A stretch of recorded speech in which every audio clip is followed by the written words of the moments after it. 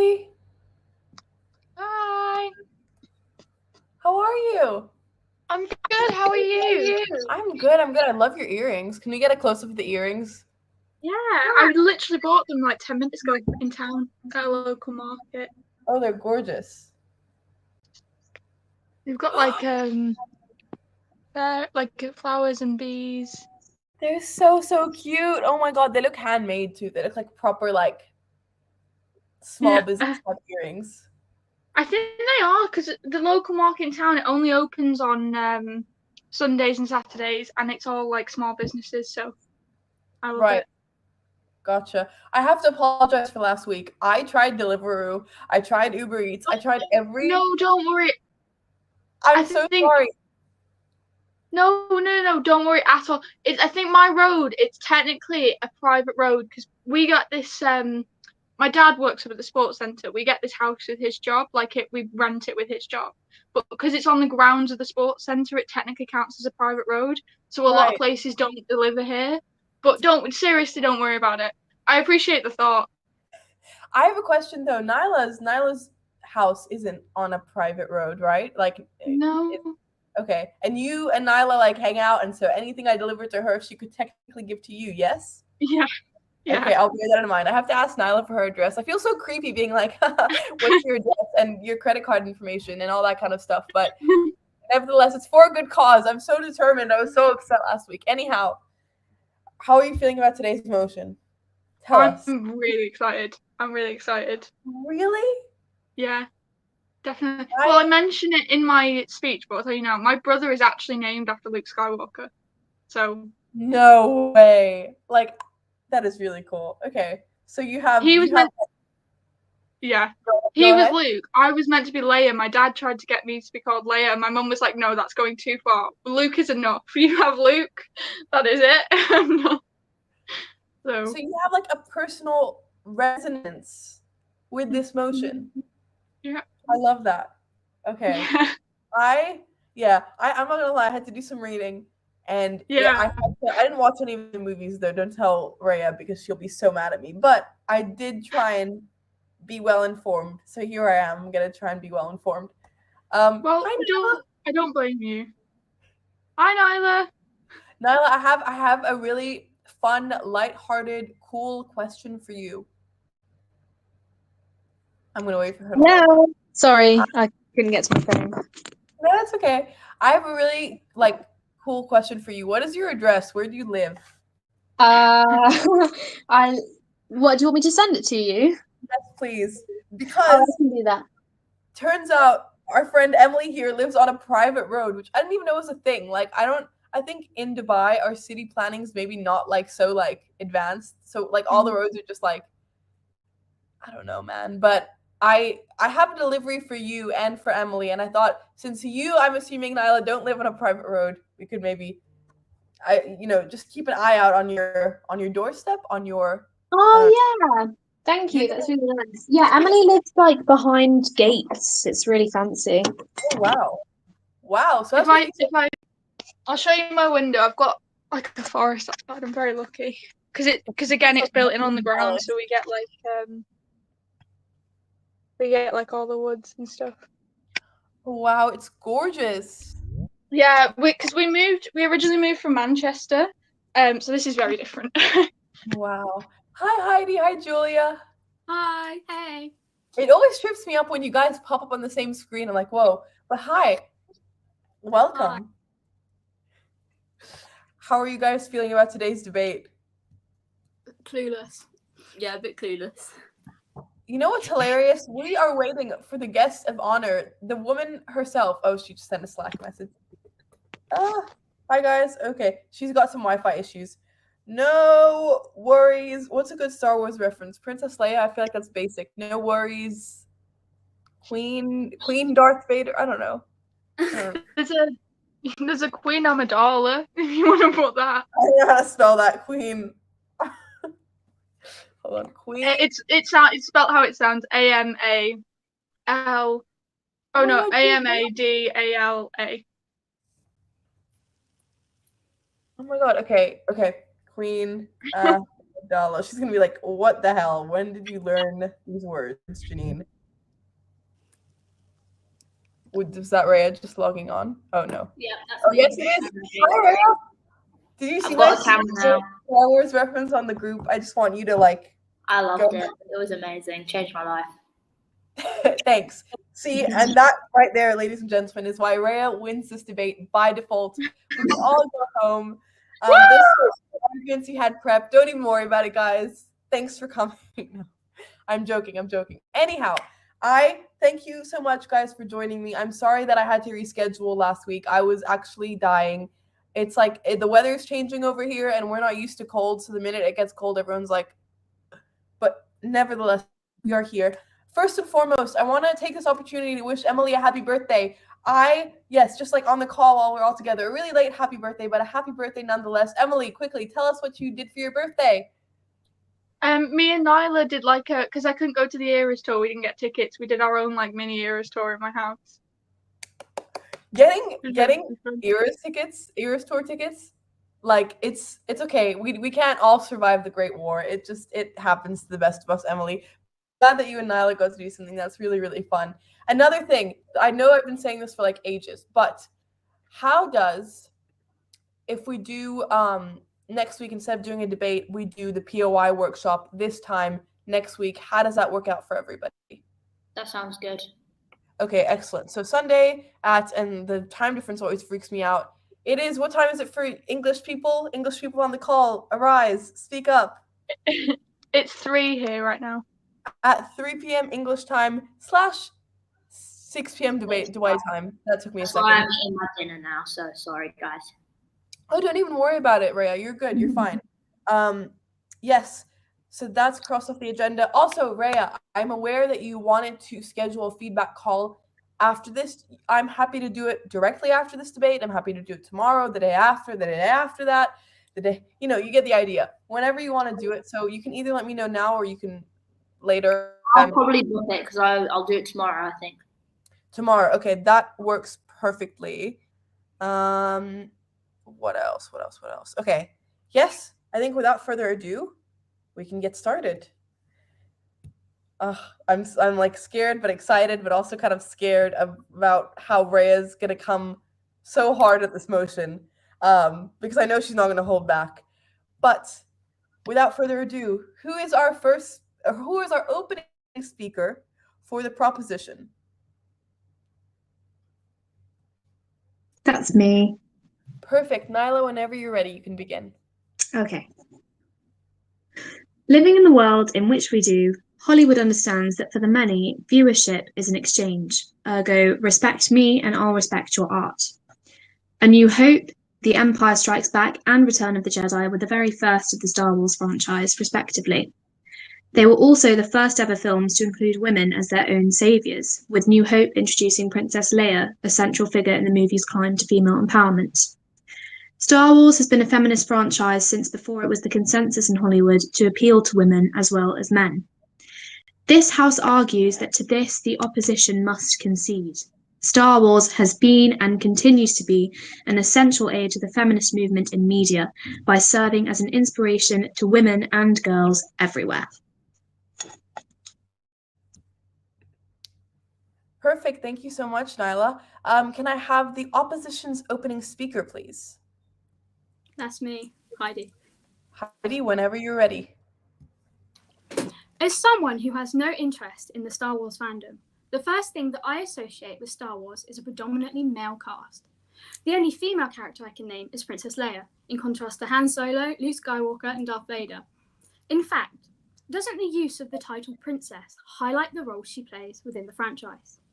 This lies in compliance to Prop's character theory, that in every story there are 7 basic characters, Princess Leia falling into the princess category, perpetually trapped in a cycle of sexual objectification and problematic portrayals.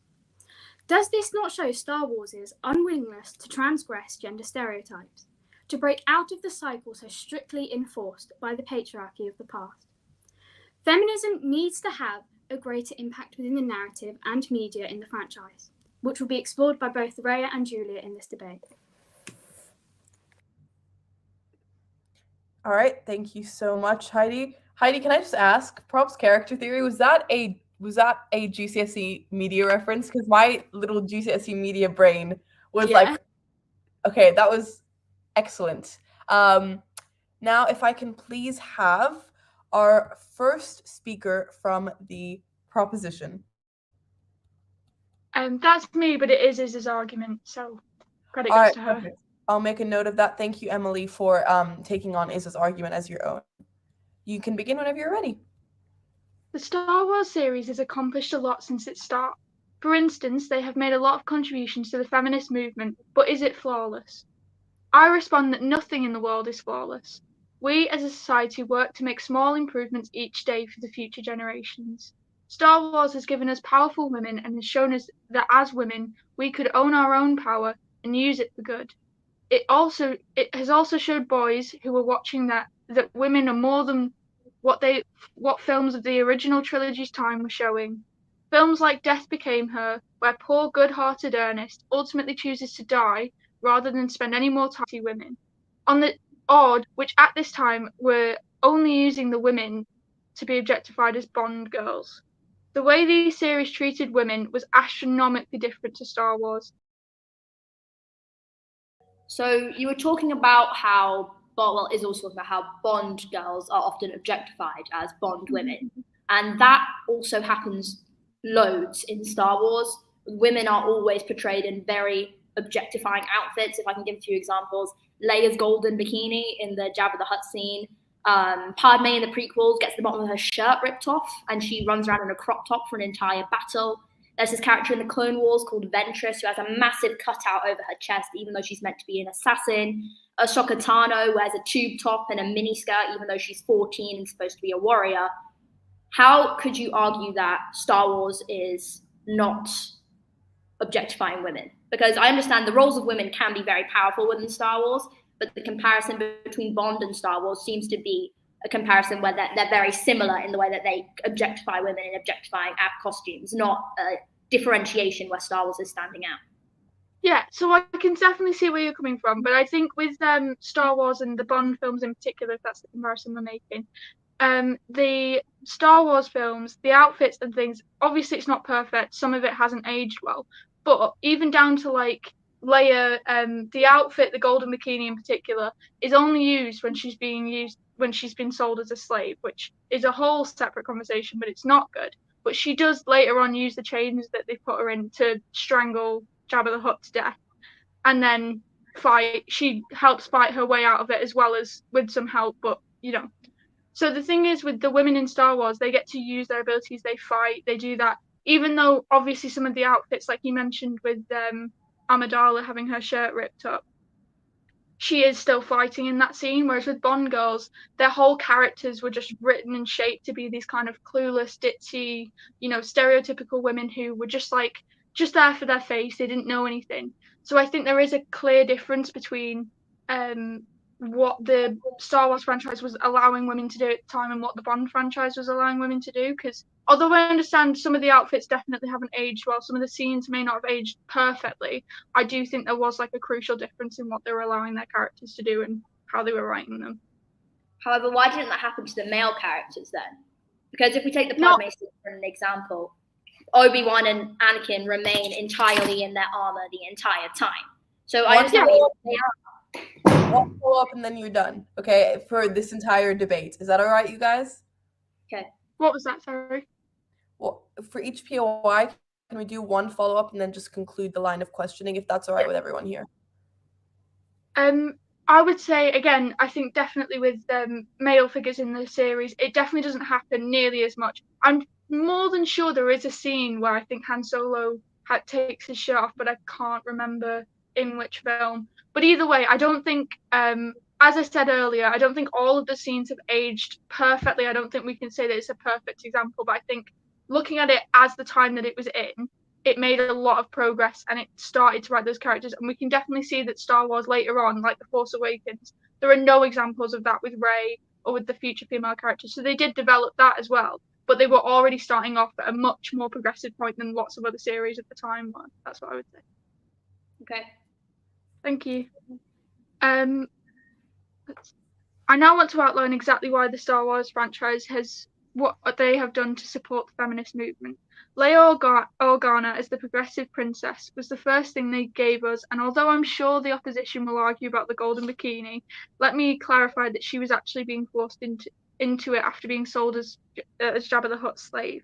However, after it being sold, she uses her chains to strangle the Hutt to death, which in my opinion is a very badass move on her part. Another factor is that women have always had leadership positions in Star Wars. You have it in every movie. Name me one that doesn't have at least one woman in charge of navies, armies, or republics, or Sith. One more time, I pose the query to the opposition: how can you demand that the franchise be held accountable when it puts so many characters in positions of authority and continued to contribute to the feminist movement? Thank you.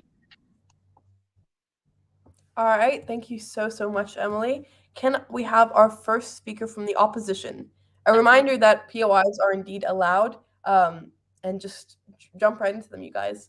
Who is our first speaker? Do we are we still doing the wait 30 seconds and then ask a POI, or do we just do it at a time? I reckon for this one you can just jump right in.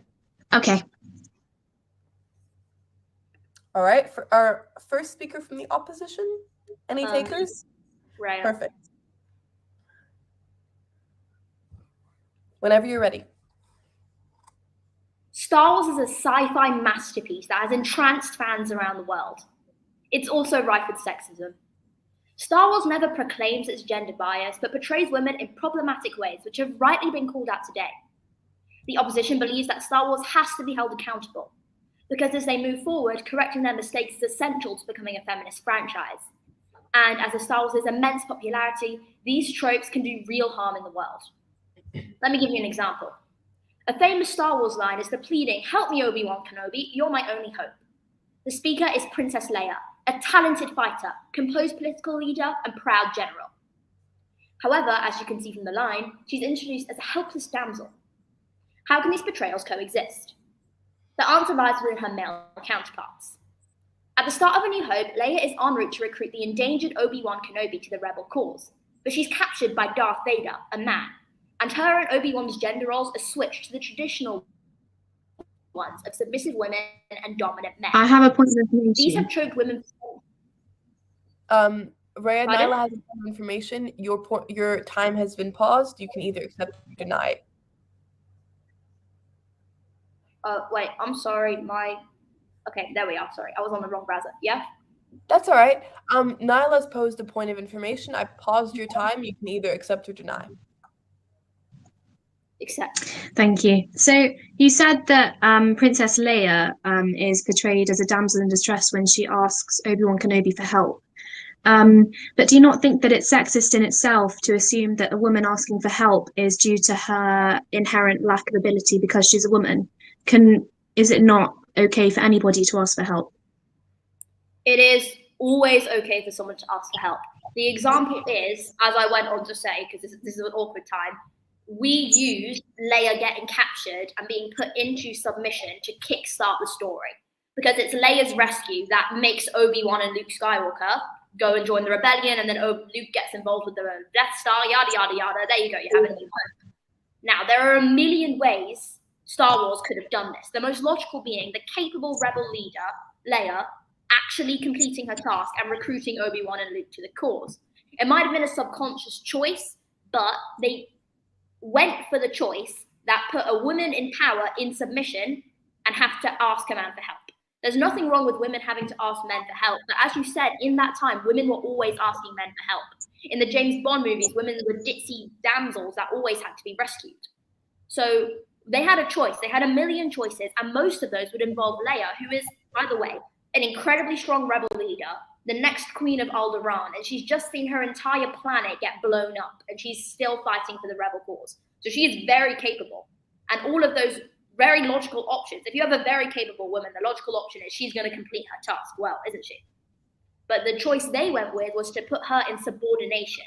A man, Darth Vader, putting her in subordination, and two men, or three men, Luke, Han, and Obi-Wan, saving her and bringing her out of subordination.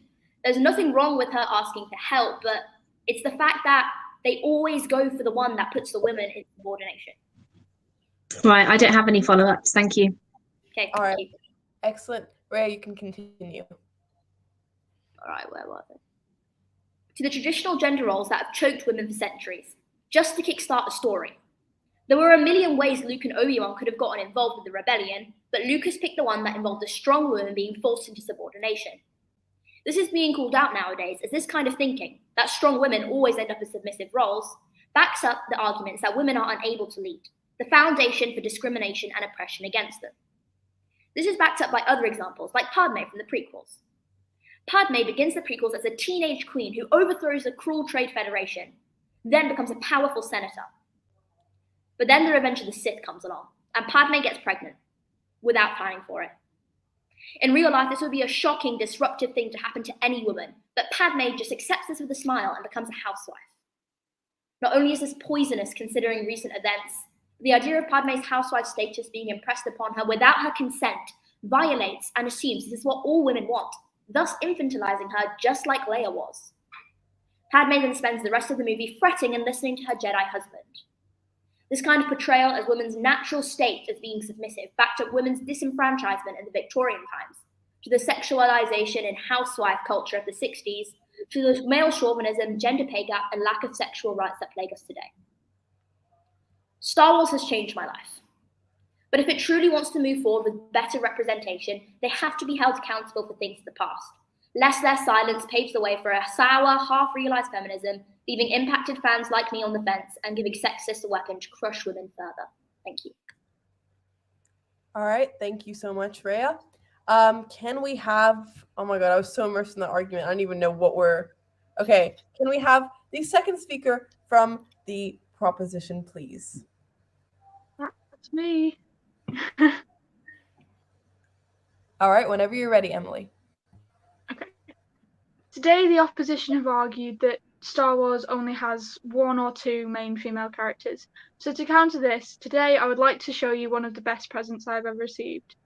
This book is called Women of the Galaxy, and it profiles 75 fascinating female characters from across the films, comics, animations, and games. This book was written by Alice Ratcliffe and is accompanied by over 100 new illustrations made by a dynamic range of over 25 female and non-binary artists.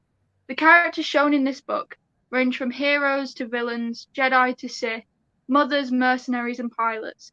It is a beautiful celebration of almost every woman that makes up the Star Wars galaxy. But why am I telling you about my book? Well, Star Wars has always been very present in my life.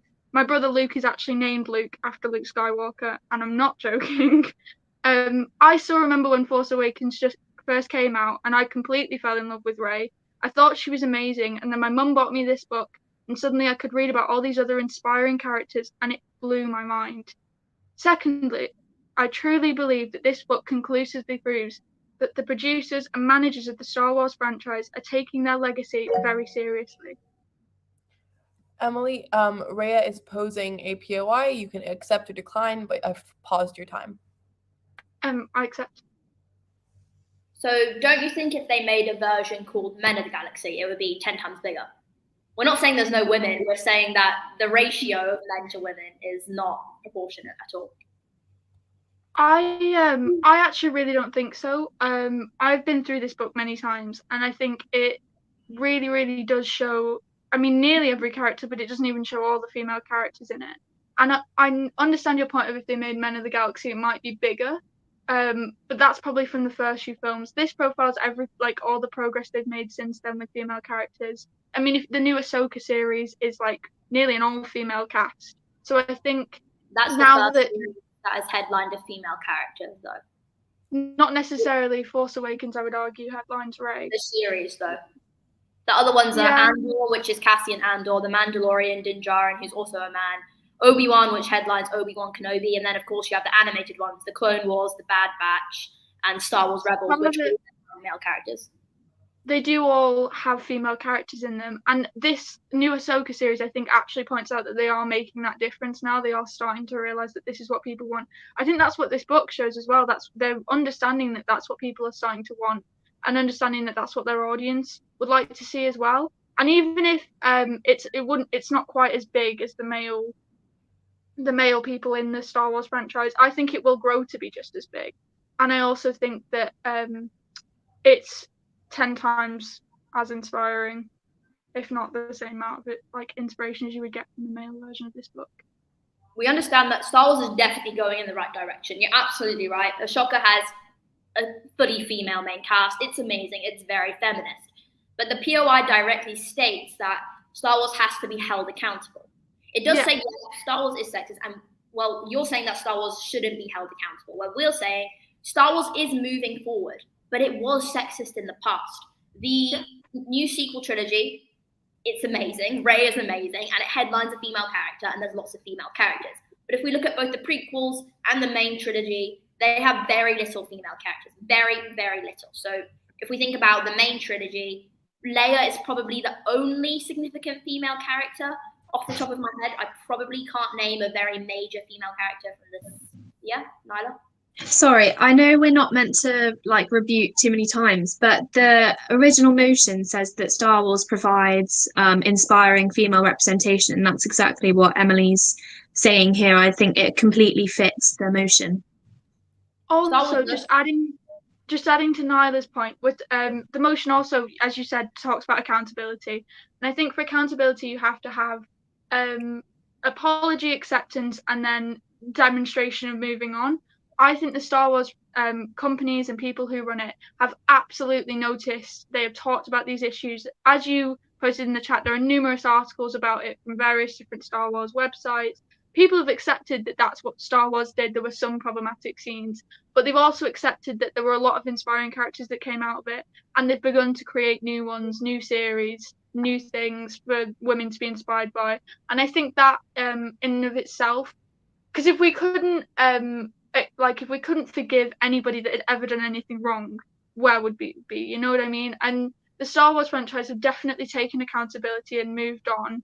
And I think we as a society can as well. I think we can watch things in hindsight and go, that's not the best thing ever, but we can also see the positives from it and go, well, that was amazing for people of that generation. So, you know.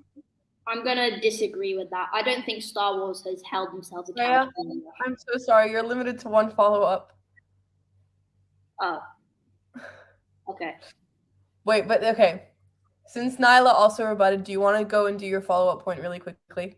Okay. I would disagree with that. Star Wars has been held accountable. They are moving forward, but it wasn't moving for that generation. Women then weren't less angry with how they're treated than they were now. And when you watch it back, it's not enough to make a series that female characters are in and that female people love. Because for the whole of Star Wars franchise, Ashoka is probably the only series, and maybe the sequels, that I would put up and say that is the standard to which we are going for. Star Wars is massive. And that is probably accounts for maybe 5% of Star Wars.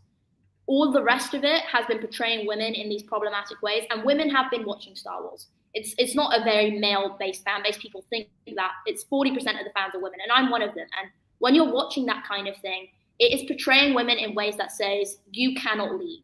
You can lead, but you're going to have to be made submissive. You can lead, but you need to be a romantic person too. You can lead, but if a man... There's a scene in which Leia rejects Han Solo 8 times before he forces a kiss on her. You can be a leader, but there's this long list of other requirements that you have to fit to.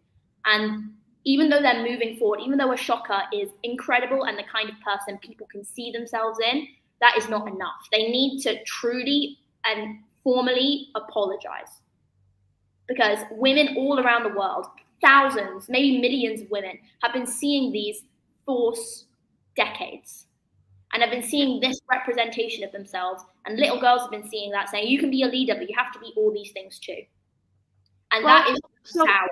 Because it's like they're trying to be feminist, but they're not committing themselves to it because they know that wouldn't sell with all the men.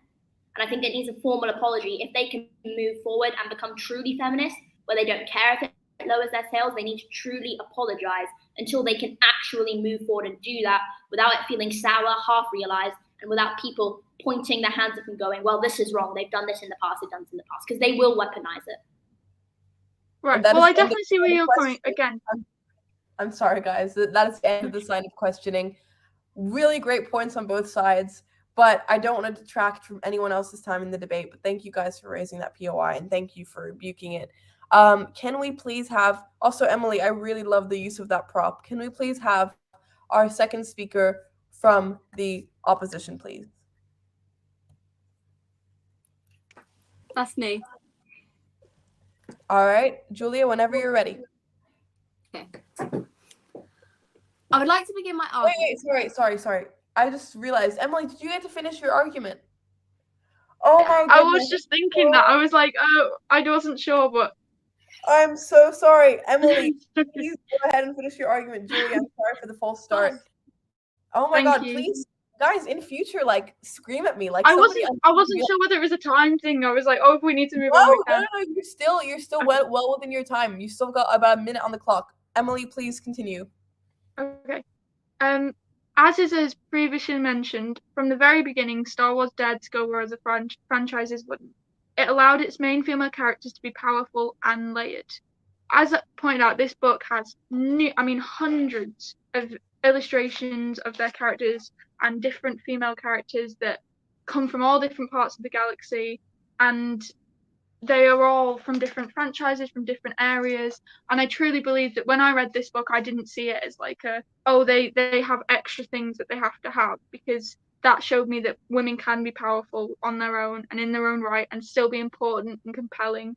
And the producer of Star Wars took the time to consider a female perspective, and by doing so inspired thousands of young people like me. Thank you. Thank you so much, Emily. I'm glad you got to finish your argument in spite of my scatterbrainness. Okay, sorry, Julia, about the full start, but our opposition second speaker, Julia, whenever you're ready, please begin. Okay. I would like to begin my argument by defining Laura Mulvey's 1973 male gaze theory. It's the idea that women in media are objectified and sexualized through a patriarchal, masculine, and heterosexual lens. The male gaze theory can be applied to a colossal amount of huge media narratives, including Star Wars. Firstly, I'm going to read to you a list of directors that worked on Star Wars. George Lucas, Irvin Kershner, Richard Marquand, J.J. Abrams, Gareth Edwards, Rian Johnson, Ron Howard. Now, what did you notice about that list of names? No women. Not a single woman. And out of the 12 Star Wars films, only one has included a female writer. How is the proposition able to argue in any capacity that this offers a fair representation of women? Thanks to Rayya, we already understand how female characters in the Star Wars franchise begin their roles in superior positions of power. However, over time, their superiority is belittled and dismissed through revealing clothing accompanied by stereotypical feminine storylines of romance. And thanks to the male gaze theory, we now understand why that is. But one question remains: why? Why does the movie franchise need to be held accountable for problems of the past? Well, it's all because of the repercussions it had on the future. To apply some social context, the glass ceiling between men and women in the 70s and 80s was still very much concrete. The attitude towards women was fueled with sexism and misogyny, which the proposition cannot deny would have exasperated blockbuster conservative movie franchises such as Star Wars. Julia, you have a POI from Nyla. I've stopped your time. You can either accept or decline. You accepting or declining? Yeah, I accepted. All right. You mentioned that all of the directors of the Star Wars movies have been men. And I was wondering, do you think that affirmative action in that case is the key to gender equality? And if so, why do you think that? Because looking at America, the Supreme Court recently outlawed affirmative action in colleges because they found it to be in violation of their constitution, as it directly discriminates against other people. So I was wondering why the opposition feel that it's the key to gender equality. So, by that, do you mean why should we make directors women? Is that like? Yeah, so why do you believe that we should focus on someone's gender rather than their ability to direct? Okay, yeah. So I think when you're looking about directors, you do need to. There's a trend between them. They're all men, and it makes you wonder: were there women who were capable of directing Star Wars that actually would have offered a better representation of women? We don't know what the process was of that, and I think by employing a female director, I'm sure they are more than capable. Like, men and women are both capable at directing. And by employing a female director, it would offer a fairer representation of women. And also applying that to the male gaze theory, if we are constantly using male directors, we are seeing the representation of women through a male's eyes. Sort of. Can I back you up here? Also, Emily has said that Star Wars is looking through a female lens. Like, the producers are really researching the female experience and trying to get it right. But the producers and directors are majority men. Now, it's not that men can't write feminist storylines, it's that women need to be telling their own stories. I read a really good tip yesterday about telling stories about marginalized people. Include marginalized people in your stories, but don't tell their stories for them. For example, I can include a black character in a piece of work I'm writing, but I'm not going to write about a black character's experience with racism, because that is not appropriate for me to do. It's cultural appropriation, and it's taking their suffering and using it for my expense. Men cannot write stories about women's discrimination. They can write stories about men coming to terms with women's discrimination, men supporting women, and all of that, but they can't write stories about women overcoming discrimination because they haven't gone through it. It's not that of course, as Julia very rightly said, women are just as capable as men, and they were probably turned down. And men have the male gaze theory as well. But just to add on to that, it would not be unfair to bias towards women when choosing Star Wars directors. Because if Star Wars are trying to go for a more Ahsoka vibe, if they're trying to go for a more feminist range, they need to employ more women directors and women producers and women writers, because only women can accurately portray the things that they face every day. I just have one rebuttal and then I'll be done. But really, I don't see the reasoning in your argument. Star Wars, as much as it's important that the progress it's been making in recent, the last decade, is not. It's not, in terms of genre, it's not a feminist film. In the same way that Cable Girls is a feminist series. It's about feminism. A film about the suffragettes is about feminism. Greta Gerwig's Lady Bird is, in a sense, one of the key themes is feminism. I think Star Wars, we don't have to make something about feminism for it to be inspiring to women, because if we have to sort of put it in a box, then we're saying that feminism exists in a sort of almost in our imagination. We have to sort of create a space that it's allowed to thrive in, rather than allowing it to sort of exist in that galaxy kind of concomitantly with the rest of it without changing it. And really, when we hire directors because they're women, or even because they're men, and we disregard who's the very best for the role or for the job, we're compromising the quality of a franchise that we really love. So I really disagree. And that's all. Do we get one final rebuttal, or is it a no? I'm sorry. Julia, whenever you're ready, you can continue. The attitude towards women was fueled with sexism and misogyny, which the proposition cannot deny would have been exasperated by blockbuster conservative movie franchises such as Star Wars. After all, it has a target audience of predominantly men, 60% to be exact, compared to the 40% of women who are avid viewers of the Star Wars franchise. The motion the proposition put forward is that Star Wars have moved on from underrepresenting women in their films, but what the opposition argue is that you cannot simply move forward without accepting the consequences of casual sexism in the past. The reality is, what they saw as inconsequential casual sexism built up and up and up, and as oppressing women and their liberty to be who they want to be. Take a moment to imagine that little girl sitting to watch Star Wars, beginning the movie with colossal dreams for her future, believing she alone could tackle problems that have never been tackled before.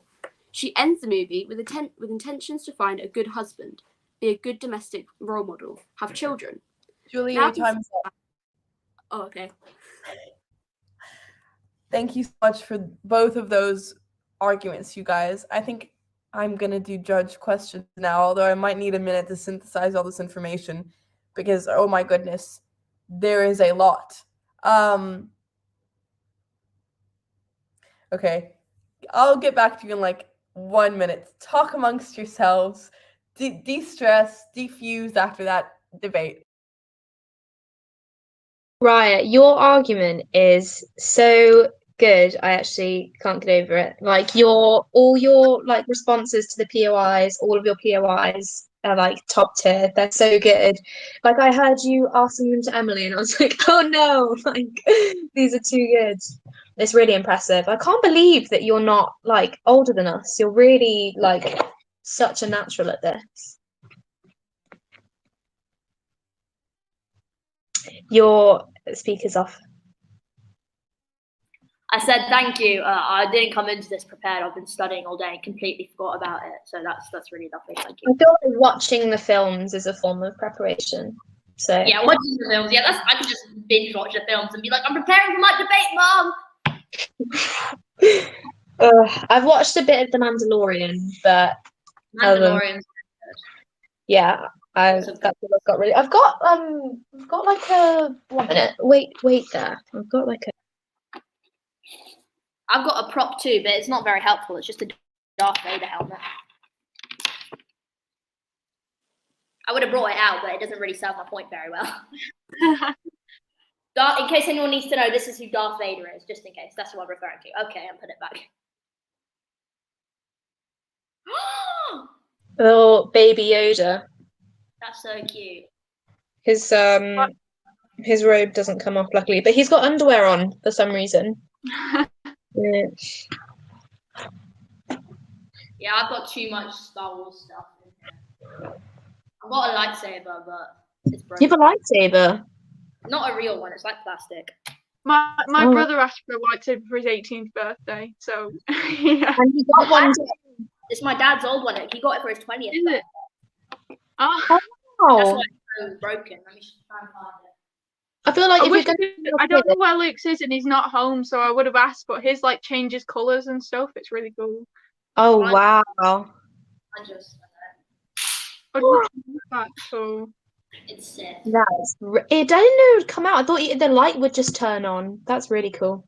I feel like for you, Emily, if you're going to name your kid after someone from Star Wars, you have to give them a lightsaber if they ask for one. I see for Star Wars swag. I don't have any, but I want to see your guys's. So I see a baby Yoda, and is that a lightsaber? Does it turn on? Does it light up? No, yeah, let me just. It doesn't light up. It used to. Let me do the dramatic thing again. Do it. 3, 2, or maybe she doesn't want to count down. Never mind. Make lightsabers real, you guys. Like, instead of like gun violence in the US, I'm not saying I want to hear like about lightsaber violence, but I feel like guns are such a like ugh. I want to hear about just cringe. Sorry? It's just like guns are just cringe, but lightsaber, like that's pretty cool. Right, if someone robbed me with a lightsaber, I'd be like, yeah. I get it, honestly, at that point. I get it. Do what you have to. If I'm gonna die, then I want to die by lightsaber, not gunshot. Do lightsabers do like a clean sweep? Like if I were to like chop your head off with a lightsaber, is that? Yeah, it's a clean sweep. Oh, I love that. See, effective and theatrical. They what cut more to ask for in a weapon? Anyhow, I have my judge questions. Who's excited? Woo! Anyhow, okay. Proposition first. So, the proposition you guys have spoken about, obviously, Emily, you've shared with us that beautiful book of illustrations, and you've spoken a lot about what the Star Wars franchise and what those associated with Star Wars are doing in the present day to kind of promote feminism, to promote empowering female characters. How can you be sure that they aren't doing all of this in simply a performative manner, because they recognize that within the mood of today, Gen Z is encompassed by this mood of like wokeness? So how can you be sure this is a genuine attempt and not just an attempt to kind of get in with a new woke audience via performative alliances? If you don't mind, Niall, if I answer this one, the one of the things that I actually forgot to include in my argument about this book is that all the profits went to a women's charity. and obviously the author was a woman. All the illustrators were women or non-binary. So they've really they've been and asked people who can make these, they've been to change, like, add. Let me get my words straight. They've tried to make a difference in the world. They've genuinely been to charities and tried to help things. So I think they are genuinely trying to do things. I don't think it is performative. I also don't think they would commit to make. Add? I agree. So that's all I have to add. That couldn't have put it better myself. All right, perfect. Thank you so much, guys. For the opposition, so you guys have mentioned that essentially what Star Wars is communicating to young women is, yes, you can be powerful, you can be a leader, but alongside that, you have to be sexual, you have to be romantic, or you have to be this, or you have to be that. But in the whole kind of linking from the whole idea of, oh, to be a leader, you have to be inherently romantic or whatever. How do you counter the view that maybe they're not saying, oh, you have to be romantic to, be in this position of power, but instead maybe they're actually allowing women to embrace their femininity, to embrace being vulnerable and in love and still be powerful. So they're allowing women to embrace this duplicity that they've been denied for so long. How do you counter that view? Could I take this one? I think that the romances in Star, of course, women can hold femininity and masculinity in one. That is the basis of feminism, that women should be able to lie wherever they want on that scale and be accepted by society. But the romances showed in Star Wars do not accurately portray that. It's not a loving, romantic relationship where a woman genuinely falls in love with a man who respects her, or a woman who respects her, or anyone who respects her, and then they have a happy ending. It's not that. It's that men often force themselves upon women. Now, this is villainized with stuff like Jabba the Hutt. I love how Leia strangles Jabba the Hutt. That's amazing. I love that. But it's also romanticized with characters that are supposed to be those romantic, swoon-worthy men. For example, Han Solo. Han Solo and Leia's romance is supposed to be one of the best of all time. We forget that Leia rejected Han Solo in the beginning. He then came back, put his arm around her shoulder, and said to Luke, she's just admitted her feelings for me, when she had adamantly denied that she liked him. He then went to the Millennium Falcon, their ship jolted, he caught her by grabbing her waist and pulling her onto his lap, and then refused to let go of her when she asked him to stop manhandling her. Then in the incredibly romantic and beautiful hyperdrive scene, she rejects him 8 times before he forces her to kiss her anyway. If we look at Padme and Padme and Anakin. Padme and Anakin met when Anakin was 8 and Padme was 14. Padme had no romantic interest in Anakin. You wouldn't have a romantic interest in an 8-year-old. That's just weird. So when they meet again when they're grown up, Padme is this very strong woman and Anakin's kind of a moody teenager. She expresses no desire to be with him, saying that it would be inappropriate for them to be in their roles. Again, Anakin forces the relationship onto her until she complies. The thing is that if that happened to you in real life, that would be ridiculous. You'd try and slap that person, you'd probably go to the police. These women both end up marrying those 2 men. So if it was romantic, loving relationships, we wouldn't put a comment on it because that's something good and we don't want to support the proposition's points. But it's not this lovely romantic relationship. It's men being abusive and women accepting that like it's the most romantic thing in the world.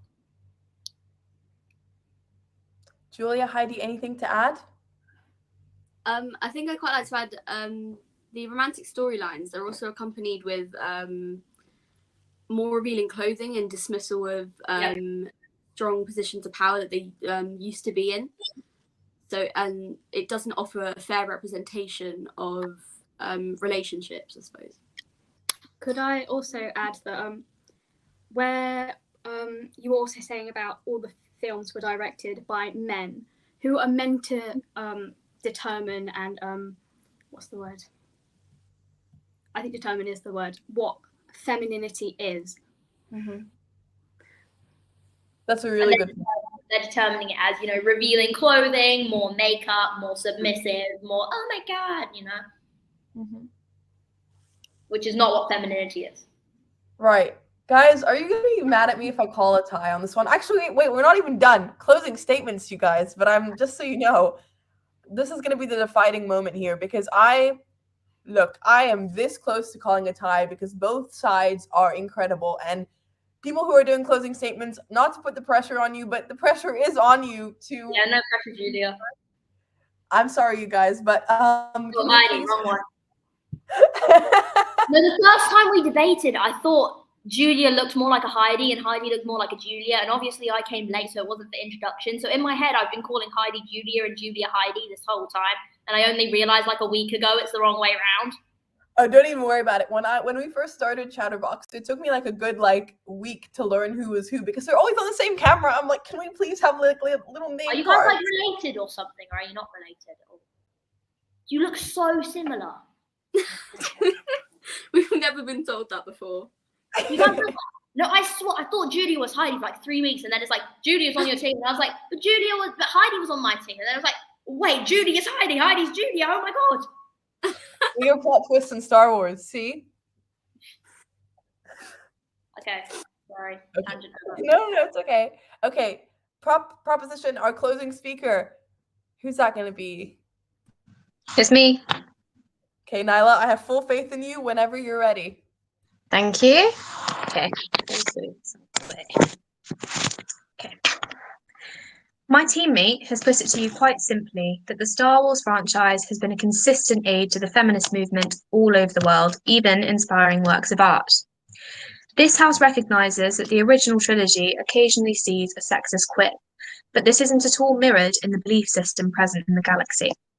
Star Wars saw women taking on a wider array of roles than ever before. Heroes and villains, mothers and robots, damsels and warriors. To leave you, I'll echo one of the greatest lessons Star Wars has taught me, and that's to keep fighting like a girl. All right, thank you so much, Nyla. Can we have our closing speaker for the opposition? Heidi, I'm so excited for you. I'm not. I'm petrified. You're going to be fabulous whenever you're ready. An upbringing determines the attitudes towards a child's future. The way a plant is nurtured and supported through its growth will determine the sweetness and fragrance of the fruit it produces. The source of someone's emotions determines the way it is shared and explored. Every problem begins at the roots. Without accepting responsibility for negative and harmful actions of the past, how can you ensure you keep moving in a direction that doesn't inflict those problems onto others? We have told you how since the beginning and from all perspectives, females in Star Wars are indisputably lacking in representation. This is shown in narrative, in media, on stage and off stage. Any roles that were previously obtained by women on stage, as all the backstage positions were filled with, you guessed it, white men, were only there to be overly sexualized for the pleasure of the predominantly male viewers, in no accordance to the females of the future. You truly believe that men should be able to outright exploit and mock the women of today, and do not deserve consequence. We cannot fix these problems by mass-producing shows focusing on females. This is blatantly ignoring the problem, the exact thing Star Wars has done since the beginning. All right, thank you so much, Heidi. Are you gonna be mad if I call it a tie? All in favor of me calling this a tie? Be honest. I'll accept the tie. You'll accept the tie? Okay. I think they deserve a tie. That was amazing. I'll go through you guys step by step what swayed me from either team, what I liked about either team, what I thought could have been better on either team. Starting at the very beginning, I have like 18 pages of notes. Let's see. Okay. Starting from the openings.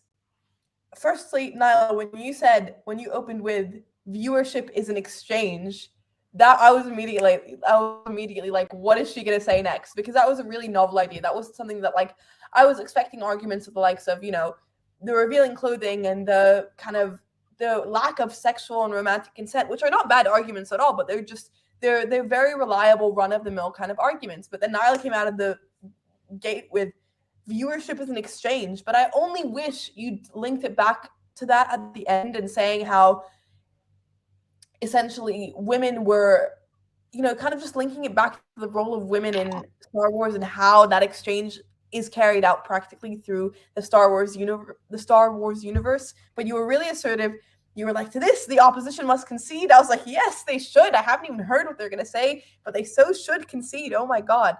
And then the opposition opening, Heidi, I love your mention of the male cast. I like that you actually admitted for yourself that as somebody who knows nothing about Star Wars, you came out and said, like, you use that to your advantage, and you said, well, that's what comes into my mind first when I hear about Star Wars is Princess Leia in the gold bikini. And then obviously props character theory, and later Laura Mulvey's male gaze theory. Brilliant. My little media student brain was like going off. What else? Really good job at signposting as well, Heidi. Emily, the first speaker, I was aware that as the first speaker for the proposition, that was not your argument. So I'm really glad that you were able to take it on. And I know it's never easy being really passionate about something that you haven't actually written yourself. But I liked, and I know you didn't write that argument, but I thought what was done really well in that argument is that it considered the historical context of the Star Wars films. So it kind of went outside and said, okay, well, what were other films doing at the time? And it, you compare it to, there was another movie, but I know for a fact you mentioned the James Bond films. And then Rayya, you came out so hard with that POI with all these examples of objectification. I was like, oh my goodness. I was like feeling sorry for Emily, and I don't mean that in any kind of disrespectful way towards Rayya. That was a banger POI. That's exactly what you want. You want to feel sorry for the person receiving the POI. That's your aim in asking POIs, is to inflict emotional pain. I've got a post-it note right there with all the examples of objectification. I'm just reading from it. Oh, was that for this debate, or is that just a decoration you have generally? No, there's for the debate. I don't just have that up there on purpose. Gotcha, guys. Side note, examples of objectification across my wall to inspire me. Something that reminds me of is Nyla has the Magna Carta up in her, like, just on her wall. She has Das Kapital on her wall. She has a photo of Margaret Thatcher. Guys, like, not that I'm encouraging you to break into Nyla's house, but if you ever do, like, check it out, because, yeah. I have broken into Nyla's house many times. I can confirm it's very cool. See, we've got a witness. Rayya, do you have a Star Wars wall you want to show us? No, but I do lots of writing, and I put all my stories on my wall, so I've got loads of post-it notes. That is so cool. You guys are showing me up. I don't have anything cool on my walls. I have the one thing, and that's doing the Lord's work. Oh my goodness. Wow, that is a lot. Yeah, I write long stuff. That is so cool. Sorry guys, I got distracted for a minute. Emily, the way you take POIs, you would be such a great diplomat. You immediately go, I can see where you're coming from, and believe it or not, guys, just that show of like of kind of empathy with the other side immediately makes you as a person more likable. I already like Emily. I'm not saying I hated Emily up until she said this, but I'm saying if I was an outside observer and I'd never met Emily, never spoken to her, it immediately makes her more likable. And therefore, it immediately makes me more prone to agree with her, because I see her as somebody who's very balanced in the way that she thinks about things. And then also kind of in that argument as well, you preempted what the opposition was going to argue. You said, I'm sure the opposition will argue about the golden bikini, and I like that you kind of were ahead of that in that way. The opposition's first speaker, Rayya, obviously a very well-rounded knowledge of Star Wars, but that goes without saying. A good focus on accountability, which I thought the proposition did lack a little bit. I felt that the only time you guys addressed accountability in very, very strict terms is when you've been forced to do it by the opposition via POIs. But again, I think the tricky thing about this motion that Rayya had proposed is it's a great motion, but it encompasses so many things. So it's just so I make sure I'm getting this correct, provides inspiring female representation, aids the feminist movement, and should not be held accountable.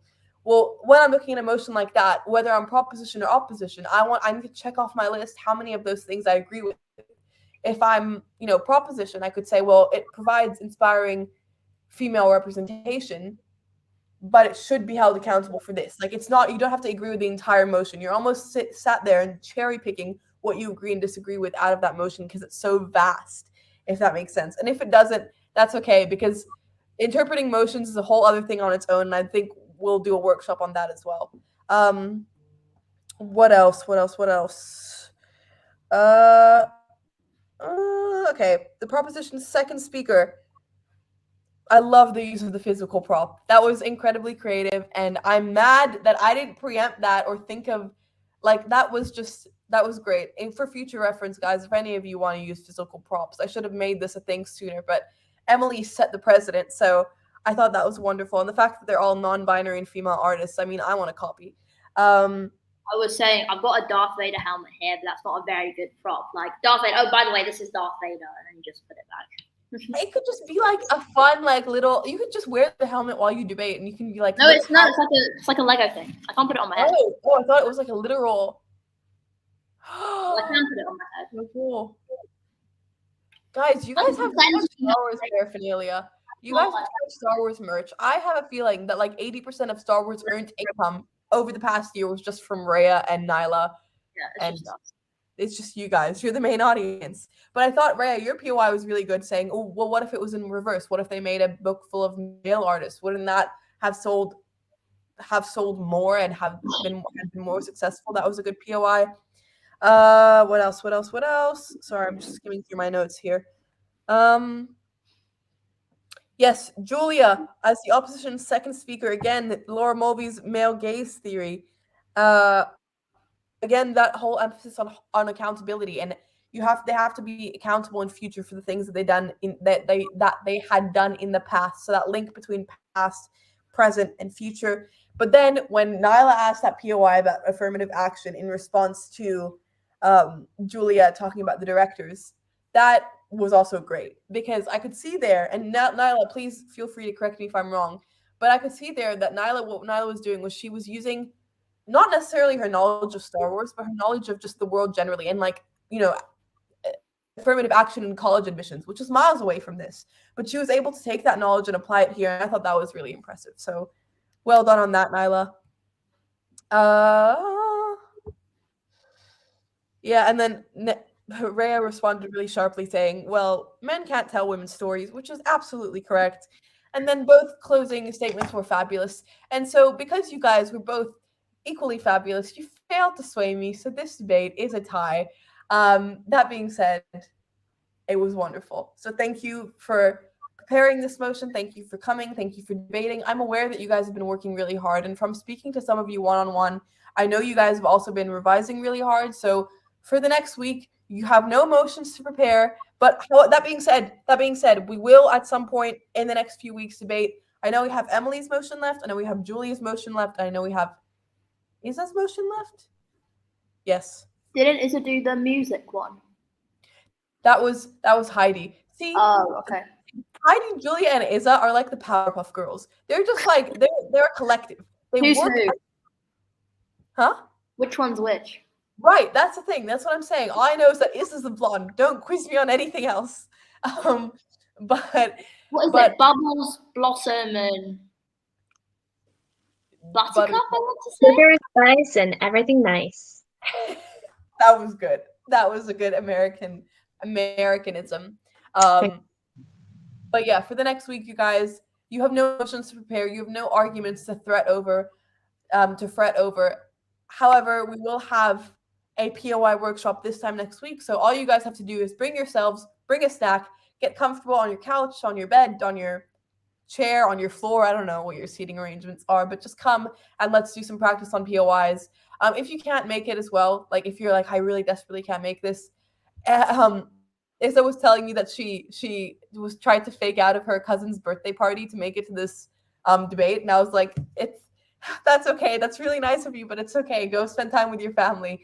But I can understand why she wouldn't want to miss this debate because it was really fabulous. But yeah, for next week, it's going to be super chill. Bring yourselves. That's all I have to say. I'm going to stop talking now. Isn't that wild? Anyway. Thank you. Thank you so much, you guys. If anyone needs anything, or Rayya, if you want to just update me about when you want to have our little catch up Let meeting. me check with my mum because I might be able to do it now, which would be good because Okay, yeah. sounds good. Give me a sec. I'll be back. No worries. If everyone else wants to just log off, that's completely fine as well. Thank you for coming and thank you for all your hard work. It has not gone unnoticed. Thank you Thank for you. your feedback. See you next week. Good job. I definitely know how to use this.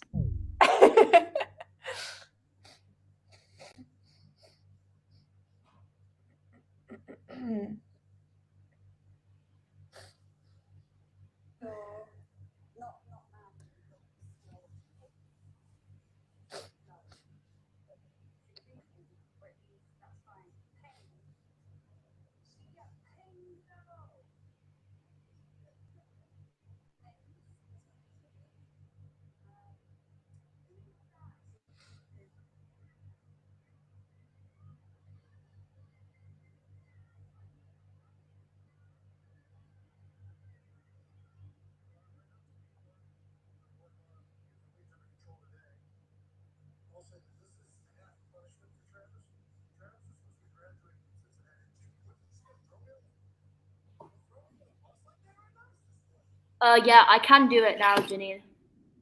Okay, perfect. You want to just stay on this call in? Yeah, let me just put this in the rubbish.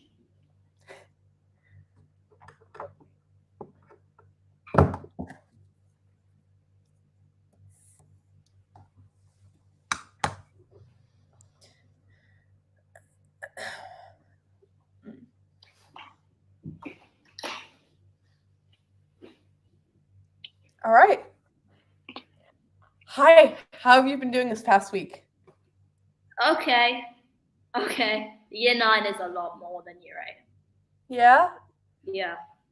I was gonna say you seem not down, but like you seem like you've been working really, really hard and it's kind of been like exhausting. I've got a lot of stuff on for school at the moment because we're doing a lot of baseline assessments and that kind of thing before half term hits. So yeah, it's a lot. Right. Okay, well, how about I kind of just run through my observations of you as a debater from the past couple of weeks, and then you're more than welcome to throw anything back at me, to ask me questions, to debate my criticisms if you wish. This is going to be an open-ended conversation, so I really hope this is not just me speaking the whole time. Okay. As a debater, one thing that I appreciate about you, and I think this is something that you can't necessarily teach, is you know how to think about ideas, which actually the word for that is philosophy. So I don't know why I said it so convoluted, but you understand kind of the philosophy of debate, and you understand how to criticize not what somebody's saying, but their reasoning as to how they got there. And I think that's why you work so well with POIs, is because you're able to just look at fundamentally like that whole debate was more than enough evidence of that.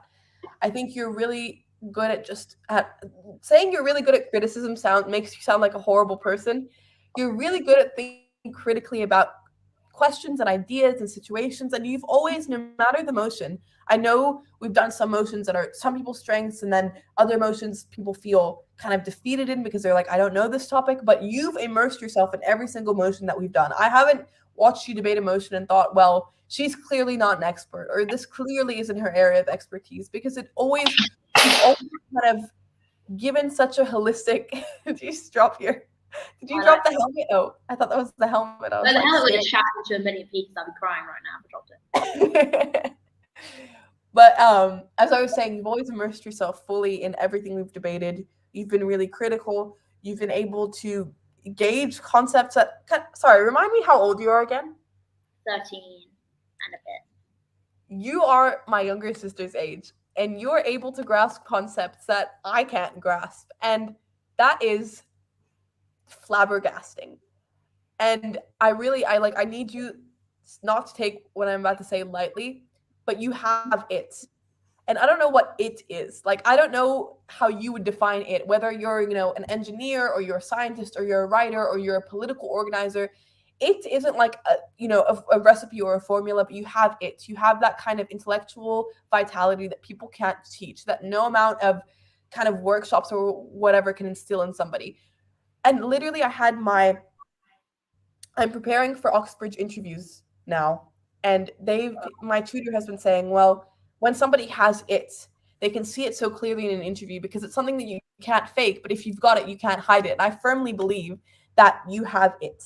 That being said, that's my one thing. You have to be more concise. I love you, Rayya. I'm all for you. The minute you make a point, I'm like down bad for whenever you make a point. I'm like, yes, she's got it. But you have to be more concise. And I know it's tricky because, like I said, you're so passionate about everything that you argue. But just condense it. I'm sorry. I'm sorry. Yeah, I know But what you mean. I like to be repetitive. that's not always a bad thing. Sometimes you really want to drive that point home and reaffirm what you're saying. But I think that's the thing with that's passion is a double-edged sword. Passion makes you a great emotive debater. You are the kind of person who I think could bring a crowd to tears if they really work those angles. But at the same time, it also makes you kind of prone to go on and on about a topic because you love it so much and you believe so firmly in what you're saying. Yeah, I feel like whenever I write arguments, they always are over the time limit. It's never I write something and then I film it and then I have to write more. It's always that I have to condense. And I think in POIs, I don't have the time to pause, stop, and then redo it in a shorter way. So I just need to practice writing more concisely in the first place. Because when I'm editing my arguments, I can cut it down really quickly and I'm good at because I know I talk too much. It'll be like 3 minutes and then I'll just need to cut away anything that doesn't matter. Like this one, it was 4 minutes when I recorded it the first time. So I have to cut away anything that doesn't matter. So I just need to work on doing that subconsciously because when I'm in POIs, I don't have that editor standing over my shoulder going, take this out, take this out, take this out. But hey, that's why we practice. And I'd say that having too much is a better problem to have than having too little. Because if you have too little, then it's like, but I'm glad that you have the ability to be self-reflective in that regard. That being said, I'm really glad we had that conversation. With that being said, is there anything you want to tell me about, oh, I'm struggling with this, or I need your help with this, or I need some advice on this? And it can be debate related or not. So with some of the other girls we've been talking about, GCSE revision or choosing uni courses or whatever. So whatever in your life right now that's been troubling you academically, extracurricularly. For debate, I kind of joined because my history teacher said I should join because I'm quite good at constructing arguments. But when I started year 8, he wanted me to take GCSE history because he said I have the potential to get a really good grade in that. But I really struggle with structure. Like I remember I took my first test and in year 7 history is just like, we never write essays. We just learn about, we actually didn't have a history teacher in year 7. Our geography teacher taught us history. So she taught us history like she would teach geography, which is the Romans did this, this, and this. What did the Romans do? And then you say this, this, and this. So when I came to year 8 history, I went into our first test like, I'm going to get the 100%. I'm great at history. I know what all the Romans did. And then I got like 20%. I got like the lowest score in the class. And I was just like, what's wrong with me? And he was like, you're really good at knowledge. You just can't put it into words properly.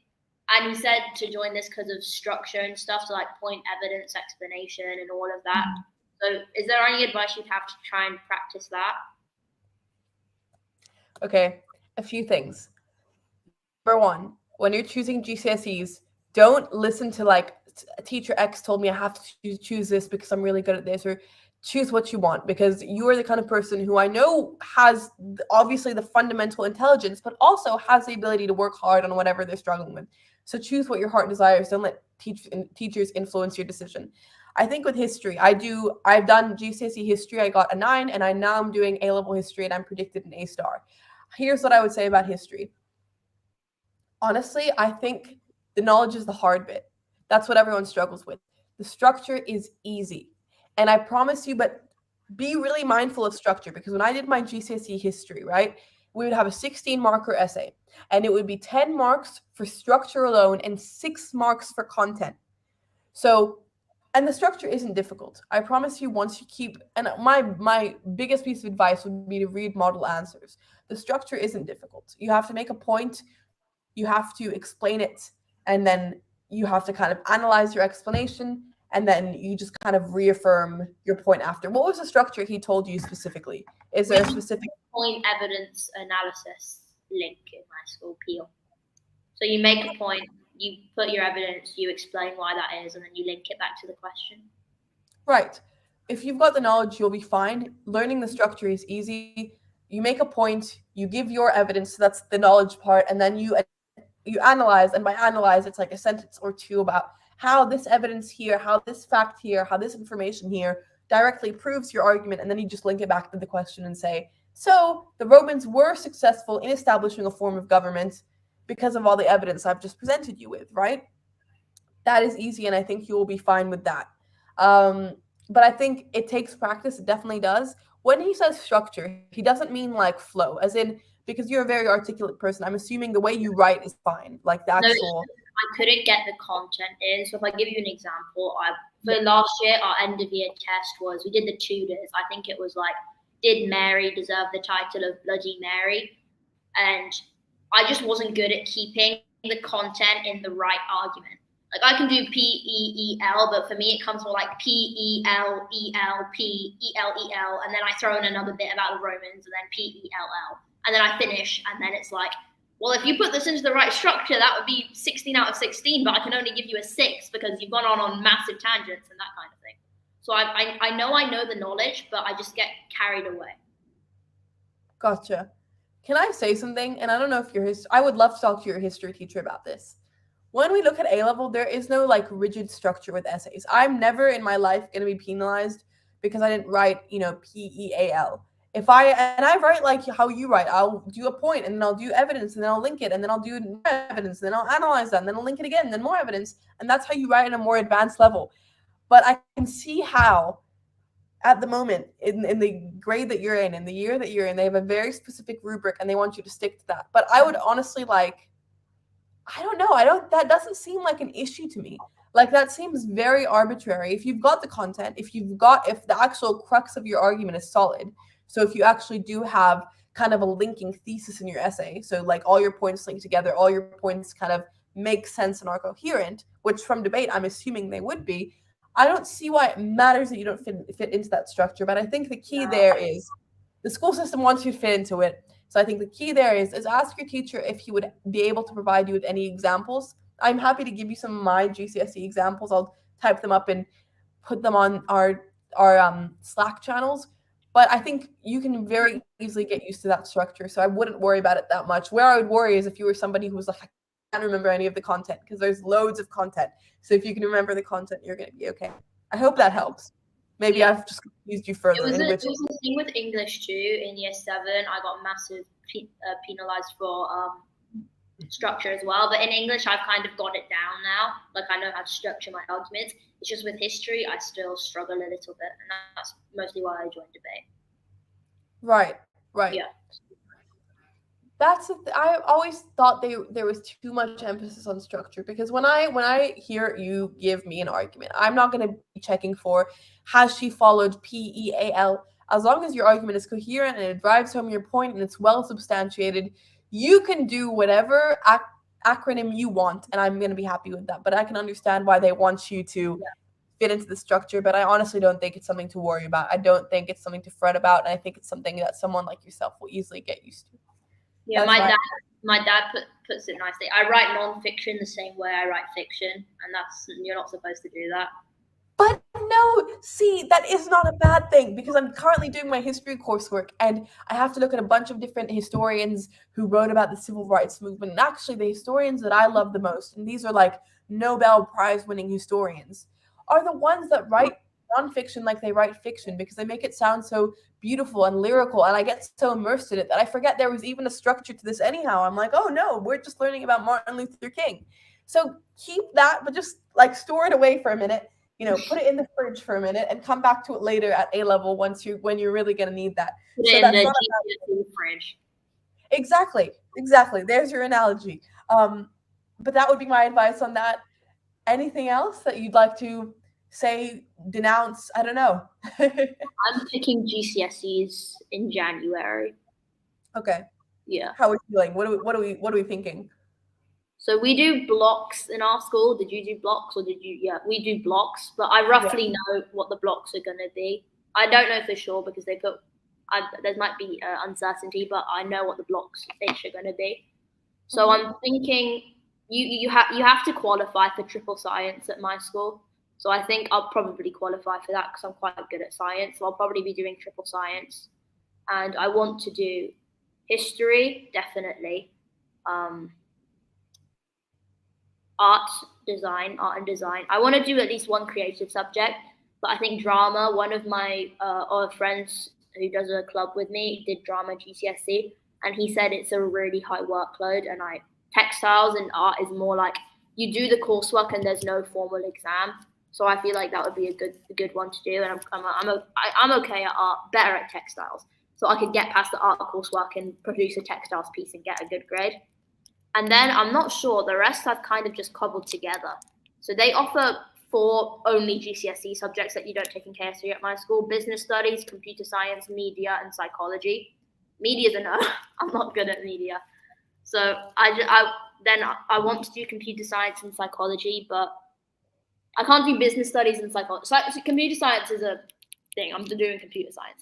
I just can't do business and psychology. And I think business would be better for me, considering like if I want to take it for A level, which would be a good thing to have, but I'd enjoy psychology more. So and then I want to take French if I can.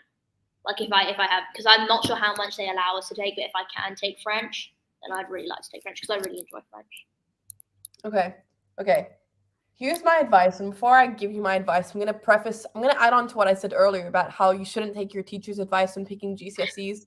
Actually, scratch that. Don't take anyone's advice when picking GCSEs. Don't take what I say as gospel or what anyone else says as gospel. But that being said, here's my advice. So, okay, history, you said you wanted to take. In terms of arts and drama, I completely agree with the whole thing about drama. I took it for A level and I dropped it at AS. I was like, I can't do this. There is a lot of work. And it's not as in there's a lot of homework. I was writing essays every week, but in terms of there's a lot of practical get on your feet kind of work. I'm happy to, if I'm tired, I'm happy to kind of sit down on my desk and bang out an essay or so. But it takes real focus and energy to get up and stage a piece, right? So that it is difficult. I like drama, but not that much. Right. So that's fine, and that's your thing, and that sounds good. In terms of art, though, I would be careful because although there is no formal examination, my friends who took art had to do a 15-hour art exam. Yeah, we do that at my school too. Right. So that's something to take into consideration. And I've heard as well, a big part of it is annotating your sketchbook. So it's not necessarily how well you can draw an eye, but it's how much annotation you add around it. But I'm sure you'll be fine with that, but just bear that in mind. So I think art's a great choice for you as well. Computer science you're taking, fabulous, wonderful. Business and psychology, let me tell you, okay, if you are going to enjoy psychology more, take it. Not even just because of that, though, because when we look forward to A-levels, and I know it's really, really early to start thinking about A-levels, but when you look at A-levels, university, and beyond, business as an A-level is not, we have at A-level what we call facilitative and non-facilitative subjects. Have you heard of those terms before? So facilitative subjects are your really traditional, think your white man subjects, right? So that's your English, your history, your maths. They're facilitative because they facilitate, they lead to something else, right? But people have always thought, but then there are also non-facilitative subjects, right? Non-facilitative subjects are psychology, art, business, which traditionally by universities are considered lesser, and I'm not saying they are lesser, especially not in my book because I love psychology. I take it at A level, but they've always been considered lesser by universities. But of the non-facilitative subjects, the most respected is psychology. Universities love to see psychology. The courses that I'm applying for in law right now, I think something insane 70% of their accepted applicants have done psychology at either AS or A level. And I think psychology is majorly respected. There's a lot of content, there's a lot of knowledge, and I think there's not so much a focus on structure at GCSE, but as there is on knowledge. Can you remember this case study? So if you're good with that, do psychology because it's way more respected than business. I mean, most business degrees don't even require a business A level. And at my school, business was pretty much just the A level that that one guy who never comes to school, he comes to school twice a week and then he calls it a day. That was A level for them. And I'm not saying maybe it's completely different at your school. Business is the most popular A level at my school. Wow. Okay. So there's 36 formers and 20 of them take business. Wow, you must have a great business teacher then. Is that the case? Yeah, I love the business teacher because I do F1 in schools. Have you heard of? Yeah, I do F1 in schools, and he does the mentoring, and he's the best. All right. Well, I It's think probably in that just case, a popularity thing. sorry? It's probably just a popularity thing. Like they want to be with the future. I mean, look, if you were to take business, I don't think either business or psychology is a bad choice. I would just say, from my perspective, I'd be leaning to psychology a little bit more, just because of its reputation academically. But that's nothing. And I'm gonna ask a really maybe ridiculous question here, because I know it's so early. But do you have any idea of what you kind of want to do at uni, or maybe beyond uni? I want to be a writer, like a fiction author. So, but I do want to go to university. Like lots of fiction authors, like don't go either major in English, but I don't want to. I don't want to major in English. They either go to university and do English, or they don't go to university at all. But I still want to go to university. I just have no idea what I'd study. You could study anything. I mean, you could study computer science and then be a sci-fi writer. It's I'm more yeah. of a fantasy kind of person, but I feel like I want to go to university for the. It's going to sound really nerdy, for the fun of it, because I really love. I genuinely love studying. I genuinely love academia. I genuinely love learning stuff. So I do want to go to university, but I don't think there's. I'm not going to go for it so I can get a job. Right. That makes sense. I'm not going to go for it because I want to be a doctor or I want to be this. I'm going to go for it because A, I want to be. I love it, and B, if writing falls through, then you have to have a backup option as well. So I have no idea what I'd do for university at the moment. Probably That's fine. So Sorry? probably something science though, if I had to give a rough thing. Gotcha. Well, look, I mean, obviously there's no expectation on you at this point to know exactly what you want to do at uni, but I think you've got a great kind of outline of what GCSEs you want to do and maybe what A levels you want to do as well. I don't think you could make any bad choices in that department, but that's just my 2 cents on my experience, and yeah, that's about it. Is there anything else? Speak now or forever hold your peace. I'm open to anything. Complaints, concerns, insults, like let me know, and I'm here to take it. Nah, it's just school's a bit tough lately. Yeah. Not only with the academic side of it, like with the social side of it and that kind of thing too. It's getting a bit. How formal. so? Like, I don't know. There was a thing last year where this girl wasn't very nice to me on social media, and yeah, there's some other stuff this year too. Honestly, you are in year 9, and year 9 is where all the drama peaks, because it's that last moment. I feel like at GCSEs everyone gets so busy in the fact that they actually have to study and they actually have to read and be proactive, that they stop having energy for like petty drama. But my advice now is distance yourself from anybody who participates in that kind of stuff, because I guarantee you they are an idiot. If somebody's bullying you on social media, block. I don't have social media, so I only found out like 3 months after it happened. Horrible girl. What's her issue then? I'm so confused. It was more like we were friends, but she got a bit jealous of me because she was quite intelligent too, but I would usually do a bit better than her. Oh, see, And then she was giving me a bit of negative energy, so I said, why don't we just not be very, distance ourselves a bit, and she got a bit mad about that, so I think that's why she did it. That's over now. That I used to have a friend like that who was really jealous of me, and she made my life hell for like a good 3 years because of it. And honestly, that is not someone you want in your circle. That whatever she says to you, good, let her say it, because it shows how small and insecure of a person she is. That is just, she's immature, she's insecure. And I'll tell you what, whoever she surrounds herself with is gonna feel that, and it's gonna come out in the end. I always like to, I know you're not a Taylor Swift fan, but please just let me just draw on Taylor Swift. I always think about how everybody hated her because she was I don't know why people hated her, and everyone was saying things about her on social media, and then all the truth came out and people saw her for what she really was, and they saw the people who were attacking her for what they really were, and your enemies will defeat themselves before you even get the chance to swing. I promise you. People like that are going to get their own lot in life, because that insecurity is going to follow them everywhere, and it's going to make living inside their head a horrible experience. But I'm really sorry you had to go through that. I know it's not easy being. Yeah, this year that was mostly last year. This year it's more like homophobia and stuff. Why? You know what? Honestly, let people distance themselves from you if they want to. that's not somebody. Don't chase anybody. They don't want to be around you. They don't get the luxury of your time. It's as simple as that. And whoever wants to stay will stay. And if tell you what, if you're ever in need of somebody to talk to, I know I'm not in your year, but like text me on Slack. I can give you. I know you said you're not on social media, but I can give you my Instagram or my phone number or whatever. And if you're ever having just a really down day, message me because I have been there. I went to therapy for it. I promise you, I've been in your shoes, and it gets so much better once you find your people, and you will find your people because you're incredibly intelligent and incredibly kind. So you're gonna be fine. Okay, thank you. But if Yeah. you need anything from me, I'm here always. And this next week, you have nothing to do, so please take all the time you need to just deal with your own stuff. And I look forward to seeing you next week. Or actually, if there's anything else, please. Nah, I'm done now. All right. Thank you so much, Rayya. I really, really enjoyed watching you in this week's debate. Thank you. Bye-bye. See ya. See you.